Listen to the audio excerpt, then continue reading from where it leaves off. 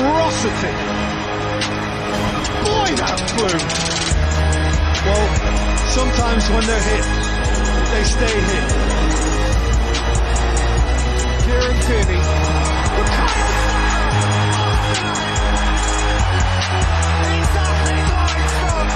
Hi and welcome to After Extra Time, the World Football Podcast. I'm Stuart Kavanagh, and as per usual, I'm joined by journalist, editor-in-chief of thesportsbank.net, author of Transatlantic Passage, How the Premier League Redefined Soccer in America, and my co-host, Mr. Paul M. Banks. Paul, mate, how you going? Good, man. I'm doing great because my University of Illinois Fighting Illini football team are ranked number 17 in the country. They got the inside track to win the Big Ten West Division and make it to the Big Ten title game. And it just got back from homecoming, a little family gathering down there. And I know you appreciate this, that my photograph I took when I was down in Urbana-Champaign of the historical marker where the web browser was invented at U of I. Yeah, that's incredible, man. I didn't know that was a thing. There's two parts there I want to tackle. First of all, your school, the University of Illinois, their football team is going great guns, mate. What are they a good chance to win the title? No, I don't think they're going to win a national title, but they're going to be in the mix for the Big Ten. And I'll just say this: they're the best they've been in about 10 years. Maybe when all is said and done, the best they've been in about 20 years, because we're known for being pretty shitty most of the time. So this is really special to be this good. Bit of a pleasant surprise, mate. And the web browser invention spot, that's incredible. I didn't know about that. So when did all of this happen? Well, Mark Andreessen co-authored the first web browser, which is known as Mosaic, and then they founded Netscape Navigator. And this guy actually lived in the same dorm that I did. And my godson, nephew Ben, also lived in that same dorm. And they do have a little thing. They have a little plaque on his door in the dorm room where he lived. And that was like in the late 80s, early 90s. But the main plaque is outside the National Center for Supercomputing Applications. That's up.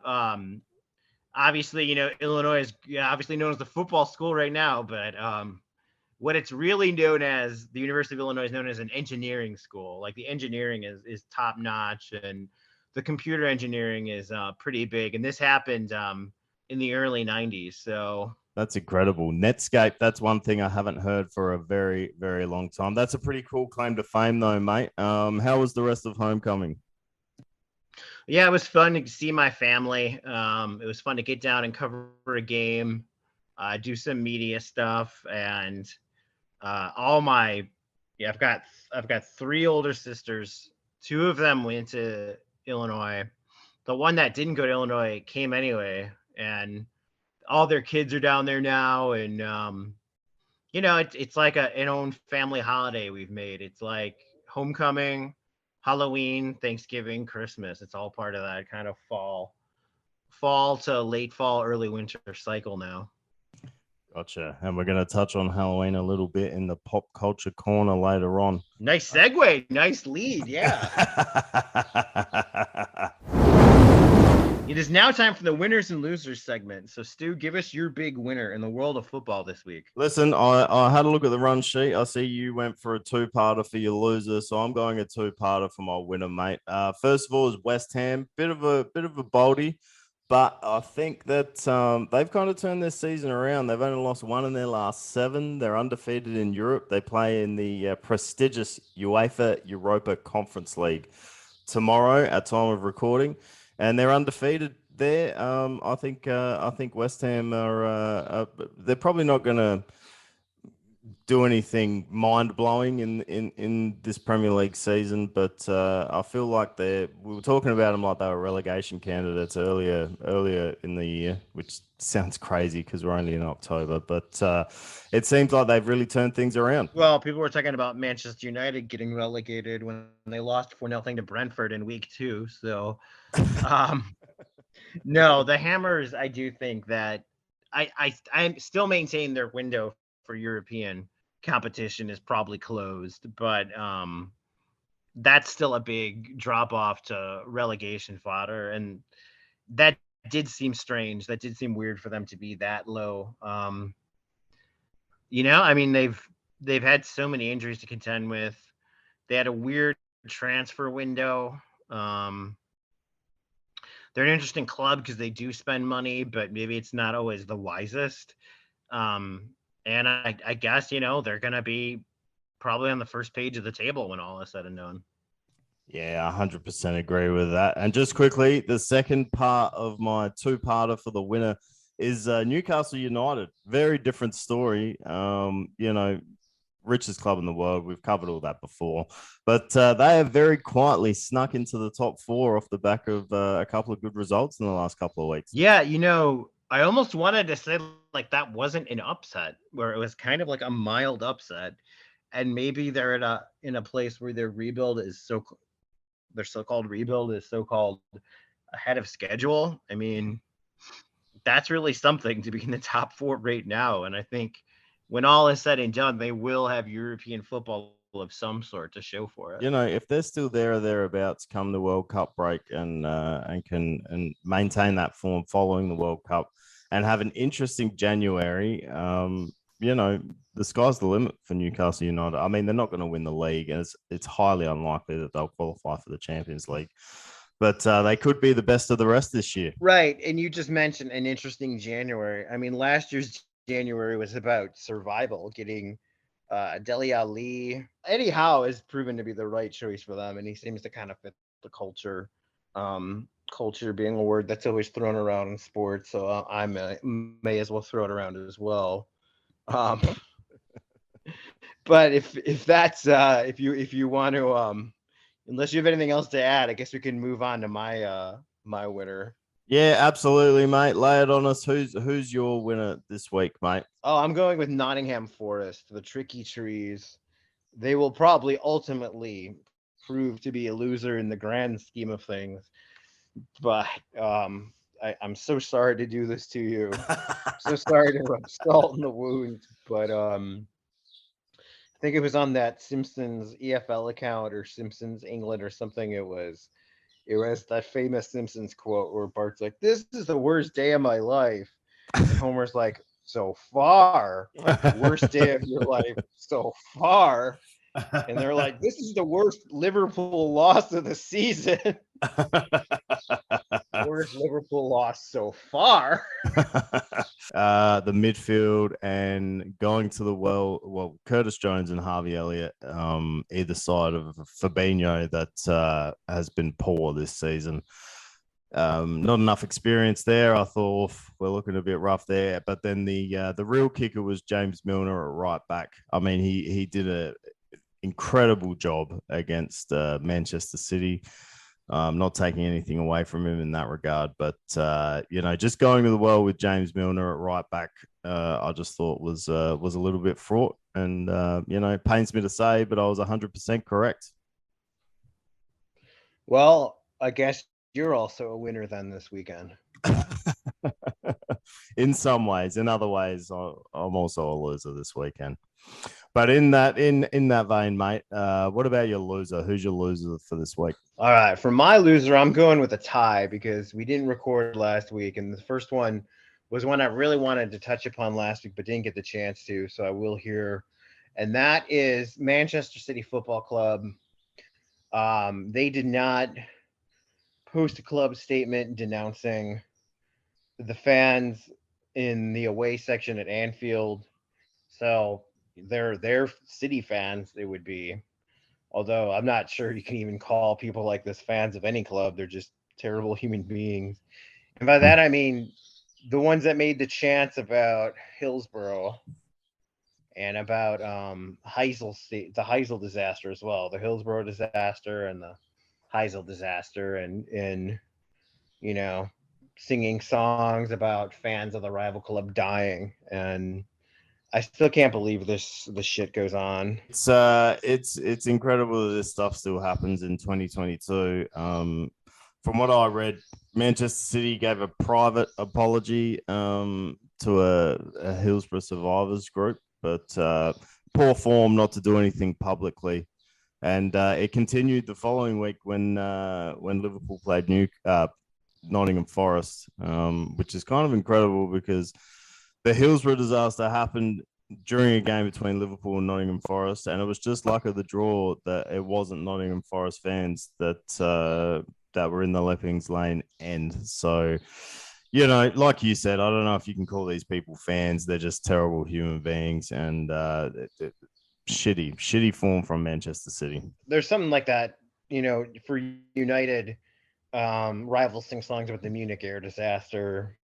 Mm-hmm. We don't want to single out Manchester City because fans of all clubs kind of do this thing. And I kind of thought, because that was one of my first thoughts when I saw that fixture on the schedule, Liverpool and Nottingham Forest. I was like, that's the two teams from Hillsborough. But again, it's surprising to see these type of things happen when everyone and their brother has a cell phone. Everyone's got a social media account. You've got surveillance cameras on all the populated streets. Like, it's not. All it's doing is showing all the ugly behavior. Who's the other loser, pal? The other loser is Cristiano Ronaldo, and I'll keep this brief because we touched on this back in the summer, or if not, we've touched on it at some point, obviously on this show because it's been going on for so long. His holdout, he wanted to transfer, he didn't get it. So then he's stuck. Now, for the second time, he left a match early before the final whistle. And then it came out later to make it even worse. He refused to come on as a sub. So he's really ruining his legacy in every way, shape, or form. Absolutely, mate. That's horrible form from Cristiano Ronaldo. I don't understand the thinking behind that, and I'm not sure. I'm sure you probably did. You saw his statement on Instagram following his suspension from first team training, and a lot of the things he said in that statement didn't really vibe with his actions over the last couple of weeks. Yeah, that looked like it was just completely crafted by his handlers, his PR guys, and posted on his account, which I'm sure everybody's social media is run by their handler. But for him to not go in and then not only like walk down the tunnel, but leave the stadium entirely before the game is over. Like, there were people back in the summer saying, how is Ronaldo or in the spring when we knew Eric Ten Hag was going to be the guy, like, how are these two going to get along? Yeah, it turns out not very well. Yeah, it turns out Ronaldo does not want to work under a no-nonsense kind of leader. He just embodies all the diva stereotypes, just like Kylian Mbappe does. And, with Mbappe, he's young and kind of up and coming. It's not like with Ronaldo, who has this amazing legacy at a club, and he's just destroying it. And it's not working out for either side, so they got to find a way to get him out. And Ronaldo's making himself more unlikable by the day, by the week. He turned down some stupid money, some crazy money from Saudi Arabia. And he's got all the money in the world, so he doesn't need that kind of money. But, for any of us to think about, if you think about that for a second, he turns down something like that and he stays where he's at, and he's getting paid very well where he's at. And you had that cell phone incident. You had it's just so there's no going back at this point. If I may, I might like to combine my winner with your loser and maybe a free transfer for Cristiano Ronaldo in January to Newcastle. How about that one? Ooh, I like that. Yeah. Just to wrap up this segment, mate, and I'll make mine very brief. Joe Gomez is my loser. Another one, tremendous performance against Manchester City. Just absolute rat shit against Nottingham Forest. There's an opportunity for an England centre-back to take Harry Maguire's spot at this World Cup. And, prior to the Forest game, I would have said Joe Gomez was front of the line. But, I just don't see it happening. He's too up and down. He's playing alongside Virgil van Dijk, who, albeit is having an iffy season himself, but he's still one of the best centre backs in the world when he's on form. And if he can't perform alongside him, I don't think he can add to the England cause in Qatar. Yeah, I would agree with that. There's definitely a spot open because Maguire is awful. Maguire's been terrible. Gareth Southgate seems to be the one person who doesn't see that. The rest of the world does, and it was there for the taking. And just Gomez is I mean, that's what's kind of happened at Liverpool. That's why their window is shut, because their back line is just regressing in form, and he's a classic example of that. It's time for the armband. Is it the armband or is it football focus? I'll let you decide. The armband is a moment from the last week or so in football that we like to discuss, something that's caught our eye. Could be good, could be bad, it could be indifferent. But here we go, Paul. We got the same one this week. That's why I said it's maybe a bit of a football focus section. Take it away, man. Mason Greenwood, back in the news again. Last weekend, well, not this past weekend, the weekend before, breached his bail. That found him set. So he's basically then jailed for that, and then the news had broke that he was set to be. All right, so then let me just try to keep the whole chronology straight. So then the following Monday, he had a mandatory court date in which they said he was going to be jailed all the way until his next court date, which would be November 21st. Coincidentally, same day England plays Iran in the World Cup, which is classic, fate of two roads converge, the crossroads of life. Mm-hmm. What could happen? And so that's kind of where we were at with him. Then on the following Wednesday, so 2 days after his public appearance in court, it was a privately held meeting before a judge. Greenwood was not involved. Again, when you're rich and famous and you have connections, they cut a new deal. So he was out on bail and free on bail, but subject to certain stipulations.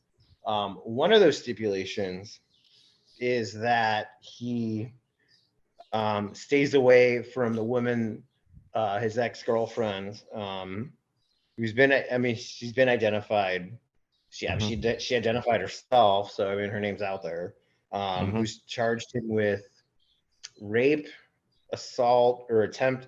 It's like attempted rape, assault, and coercive controlling behavior. And what's interesting about that is the coercive and interesting behavior, the component of bullying her online and monitoring her online.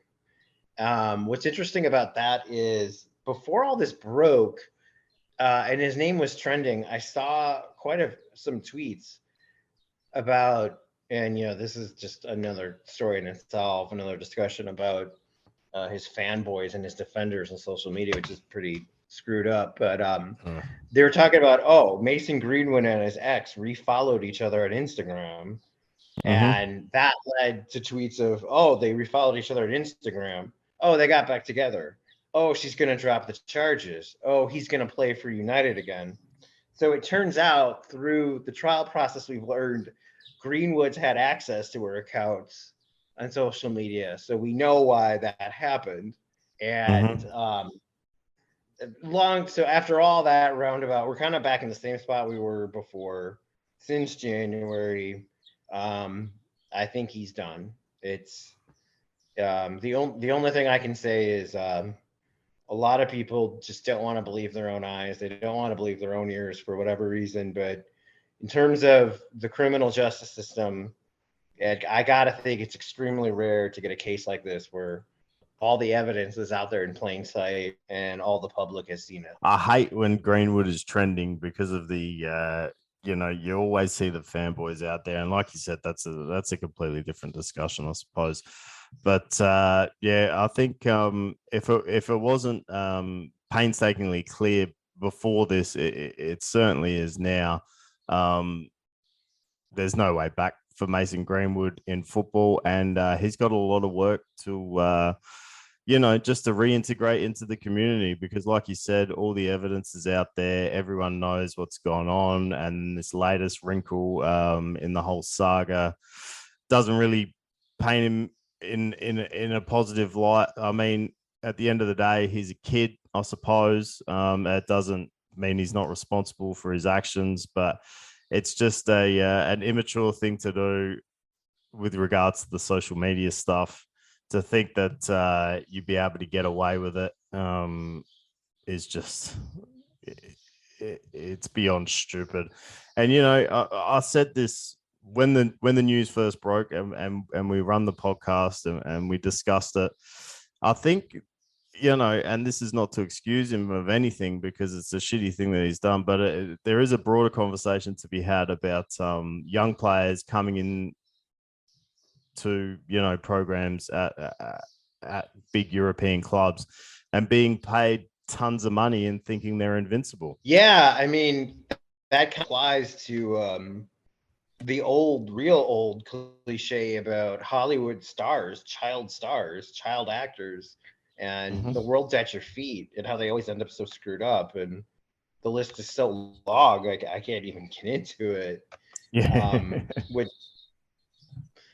We've done a Mason Greenwood show before.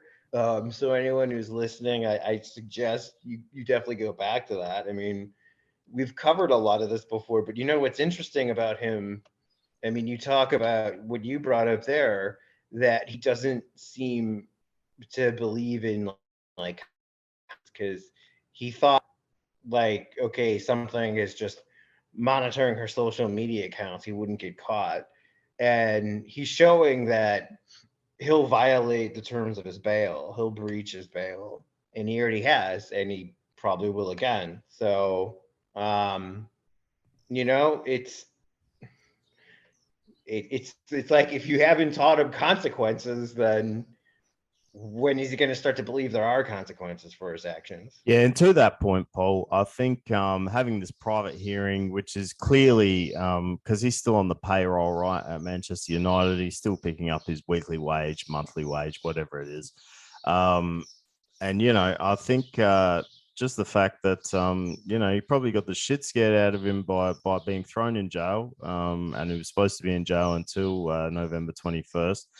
And it's not really teaching him consequences when just a couple of days later there could be a private meeting in front of a judge that sees him released. And that's, I mean, I don't know this for a fact, but that can only be attributed to the fact that he's got a ton of money, and money can buy you out of anything. So I don't think he's going to learn anything from it. I think, and we're just having a discussion about a guy who's clearly a criminal, right? I think that he'll continue, as long as he keeps the same mindset, he'll continue being a danger to the community. So I don't see the sense in him being let out of jail. Yeah, it kind of goes to Trump.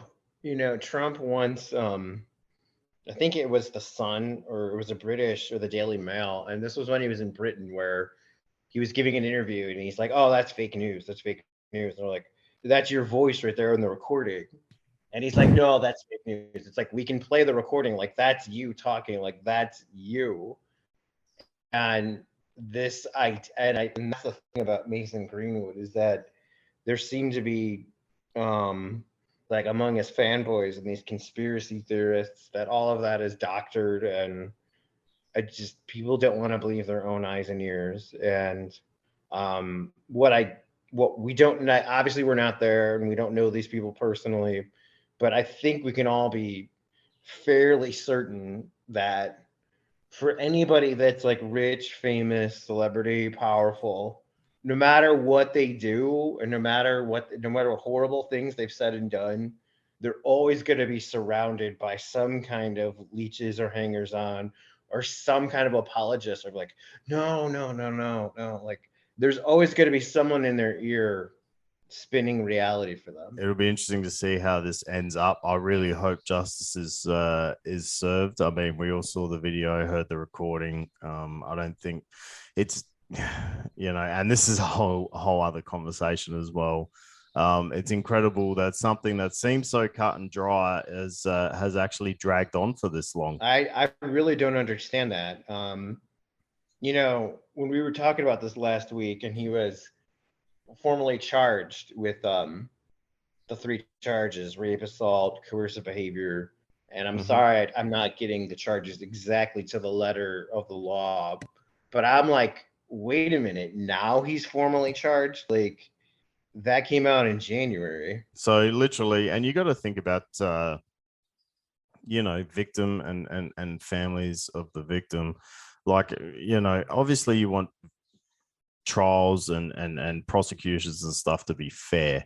So it's got to be fair. It's got to be balanced or whatever. But you think about the victim and their family and stuff, and they've been coping with this for 10 months. Where's the fairness for the victim, particularly in a case like this, which is kind of played out on social media? And I'm sure she can't go online without being harassed by the Greenwood fanboys, as you named them. It's just a shitty situation. It is now time for a rapid fire EPL preview. The way this works is I say the fixture, and Stu gives us a winner and a one-word reason why. I'll chime in with my thoughts too from time to time. Ready to do this? Let's get into it, mate. I'll try and stick to one word this time around. Man, that's going to be pretty hard. Leicester City hosting Manchester City. Manchester City. I'm going to break my rule straight away. We just have to rewrite that intro. Manchester City will win. Leicester City have had a bit of a renaissance in the last few weeks, but Manchester City didn't win in the Champions League, and I think they'll be hungry to get back on the winners list. Yeah, I'm with you on that. I don't. Leicester's out of the relegation zone now, and good for them, but that doesn't mean they're good. Next, we've got Newcastle versus. I'm surprised this club still exists because Steven Gerrard is no longer there. I thought they would just dissolve into thin air. Aston Villa. Newcastle will win, and one last time, I'll say Steven Gerrard is the reason why. New manager bounce. Yeah, they looked pretty good in their first game without him. Yeah, next, we have AFC Bournemouth versus Prods. For anyone who doesn't know what Paul is referencing there, I urge you to go to his Twitter at Paul M. Banks and look at perhaps the worst guest post submitted ever in history. And to that, Paul, Prods will defeat Bournemouth. I agree. And next we have Holy People visiting Crystal Palace. Oh my God! I think that Palace will get the victory over the Holy People, mate. Yeah, the funny thing I'm gonna say, like I said, please check out the tweet, because what I did was I screenshotted 4 of the worst parts of it, and I think the theories that our buddies, our coworkers, our fellow media personalities, I think this guest post was written with just really terrible AI, or it was something in Google Translate, because it just, how else do you end up with that? Yeah, no, I did see that comment. I think the fella that said that is probably spot on about the AI. Gee whiz. We'll leave a link in the episode notes to that particular post, so you all can see what we're laughing hysterically about right now, and have been for the last 12 hours or so. Yes, because next we have Bricklayer Mount, Raheem Real, and Chelsea taking on Brighton. This is an interesting game. Graham Potter going back to Brighton in the Amex Stadium. I think that the new Graham Potter team will beat the old Graham Potter team. Chelsea are looking pretty decent under the Englishman. I don't think you've picked any upsets yet. And then this next one, it'll be interesting to see if you do. It's Brentford hosting Wolverhampton. I think that, geez, is there really an upset to pick here? Both of these sides have been pretty poor. I'm just going to go the company line, the podcast line, and up the bees. Yeah, they are favored, but I know what you mean. It is kind of like a who cares fixture. And then up next, we have the club that I was very tempted to make my winner for this week, but they've been a winner for you, and that's Fulham, and they will host Everton. Yeah, Fulham have been incredible this year. A lot of people who saw that they've been promoted to the Premier League instantly said, "Oh, they're a yo-yo club. They'll be in the Championship the following season." But I don't think that's going to happen, and I think they'll continue their good form with a victory over Everton.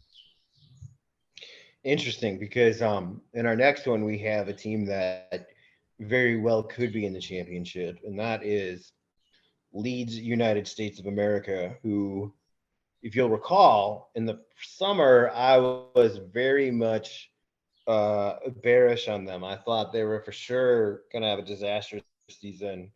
Then I ate crow and they got off to a hot start, and I said I was wrong. And Jesse Marsh is on the right path, but now reality set in, and now they have to go to the fortress of Anfield. Listen, I'm going to pick Liverpool, but only because it's at home. If this was being played at Ellen Road, Leeds would be a good bet this week. I think it'll be closer than many people expect, but I do think the Reds will get it back on the winner's sheet. Yeah, I do think you guys are gonna. I do think you guys are gonna win, but I'm sorry because the next match is Weapon Store. Weapon Store against the setting of Robin Hood.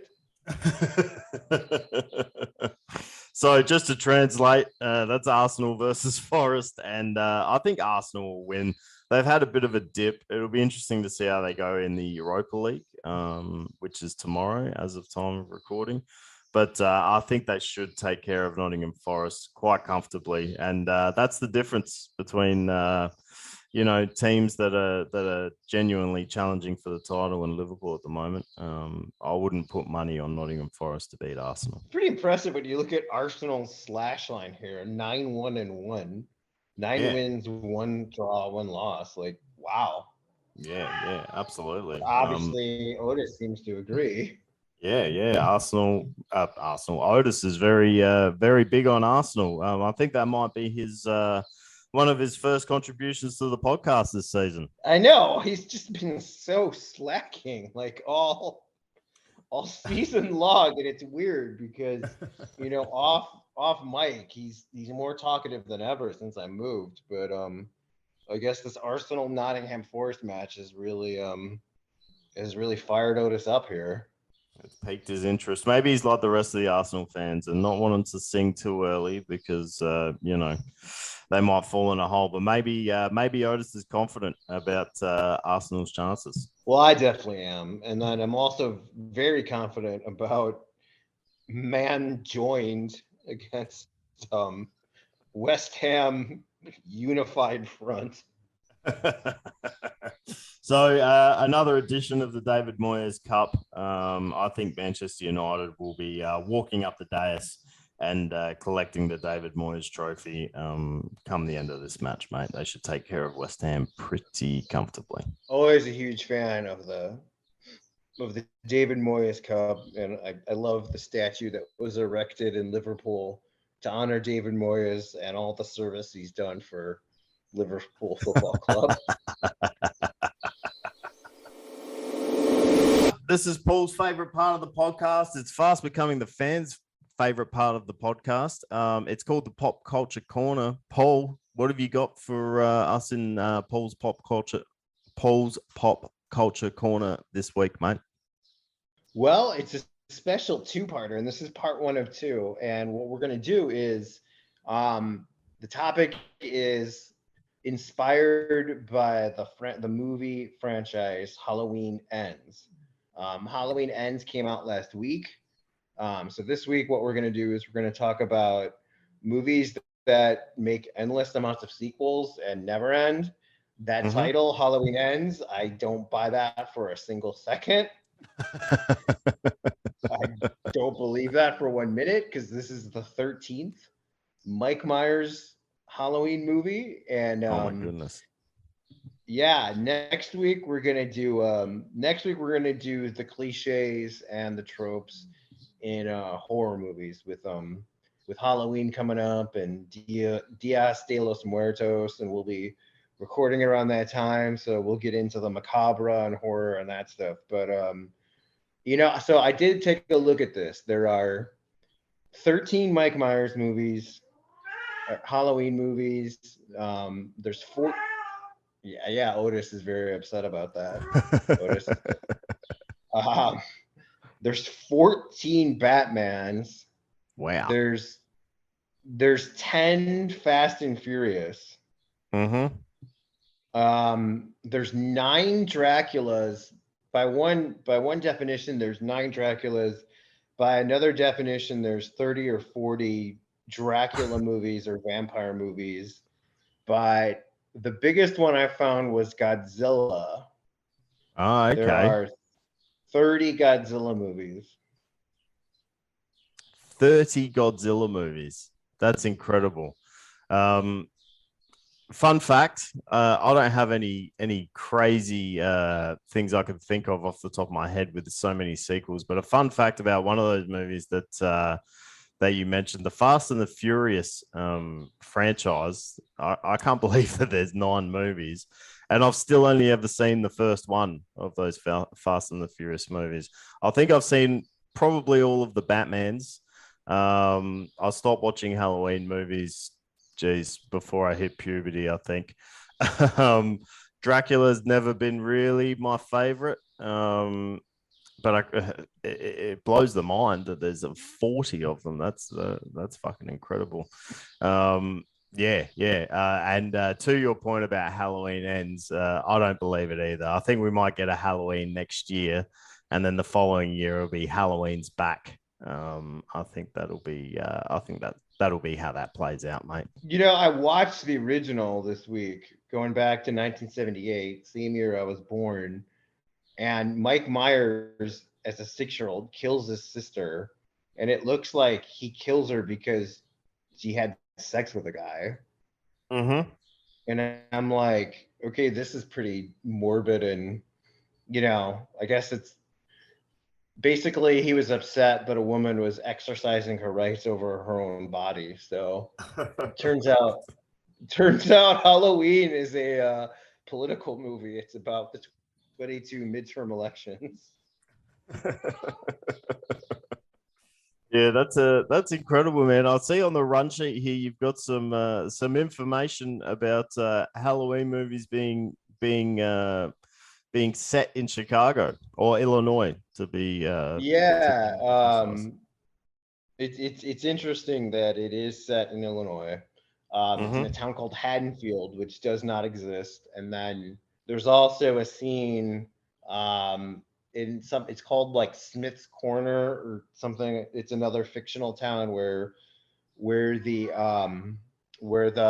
mental institution is, where the mental health institution where Mike Myers escapes. And I think that's I think that's part of it. Just the idea of middle America, the Midwest, a small town, kind of plays into that. Crystal Lake is where Friday the 13th is set, and I don't know if I have 2 sisters that live. I myself live pretty close to Crystal Lake, Illinois. They live even closer to Crystal Lake. I mean, there's a Crystal Lake in it's like there's a Springfield in like every state. So I don't know what state it is. But what can I say? I guess I'm out in the middle of spooky, scary stuff out here. Horrorsville, USA, mate. That's kind of wild. Maybe that's why Otis is meowing so much. I think maybe he's scared. There's a guy with a hockey mask and a machete at your front door, perhaps.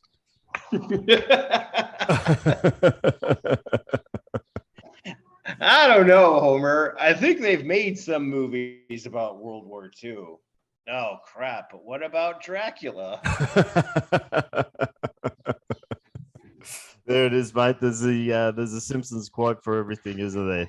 It's interesting. Halloween is not a huge holiday here in Australia, but it has gradually been picking up some steam, over the last 5 or 6 years. And I've moved to the outback. I live in Broken Hill, as our listeners probably know. I moved here middle of this year. And this town of 16,000 people in the middle of the desert have really embraced Halloween. This has got to be the most Halloween culture I've ever been immersed in before. Really?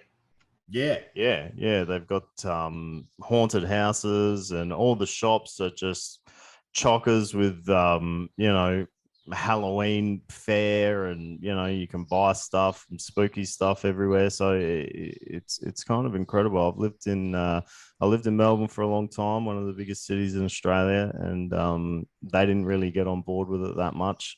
Adelaide, where I'm from, no one really got on board Halloween until my last couple of years there.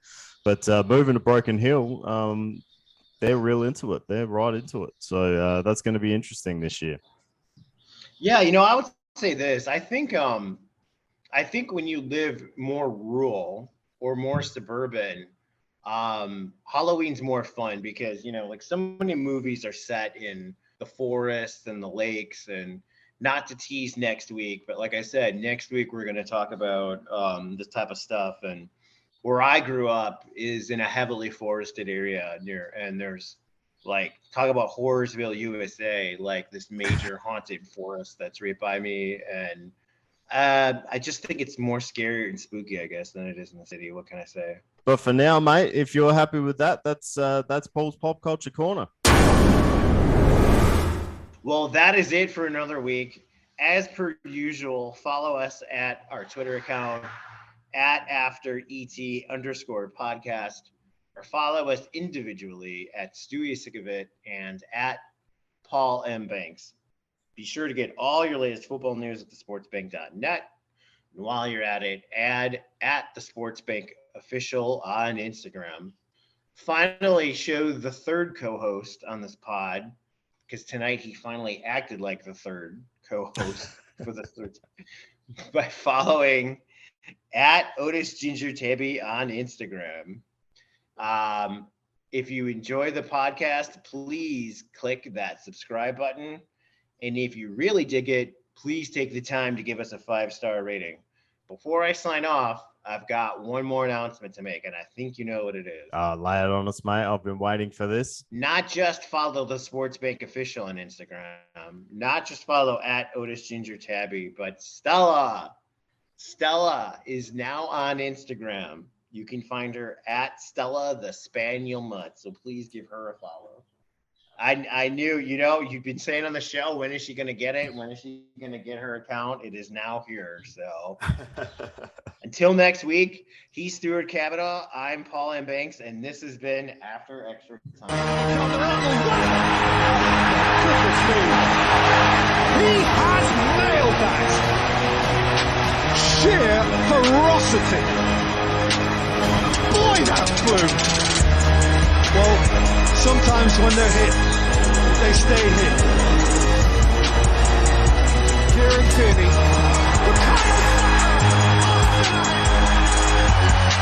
He's a headline start for 2020.